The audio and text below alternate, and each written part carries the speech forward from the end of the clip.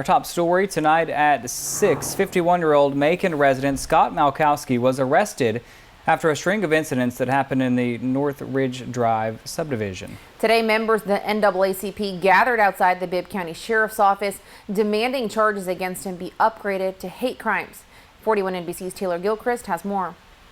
It was a long night, a very scary night for all of us. Katina Atmore was one of several victims of an election night rampage on Northridge Drive in Macon. According to the Bibb County Sheriff's Office, Atmore's neighbor Scott Malkowski fired gunshots through homes and set at least 6 vehicles on fire that night. Witnesses say Malkowski yelled racial slurs and expressed outrage about the potential of a victory by Vice President Kamala Harris. Atmore says she had just gotten home and was taking items out of her car when she heard Malkowski shouting. He said the blacks are taking over, and he said some other racial things, and I quickly got in the house because I said, you know, it's already starting. Atmore rushed her and a 4-year-old relative inside her home. But minutes later, she heard a loud banging at the front door. After peeking out her window, Atmore saw that another neighbor's car was on fire and that fire trucks were rushing into the subdivision. Seeing first responders on the scene, Atmore believed that she was free of Malkowski. That is, until she opened the front door. While I'm standing in the doorway, he's pouring the gasoline on top of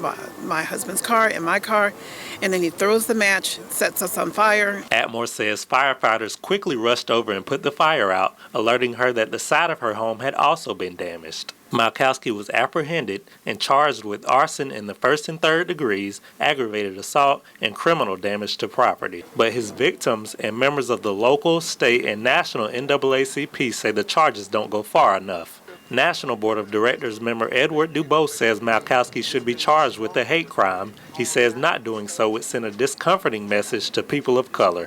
What you find is you begin to cause people to fear.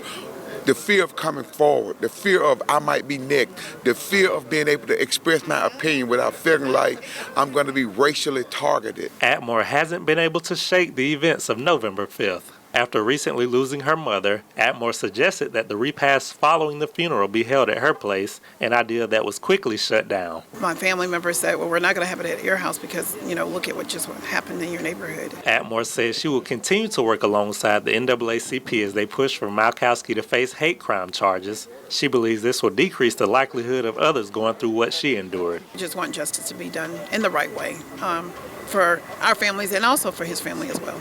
In Macon, Taylor Gilchrist, 41 NBC News.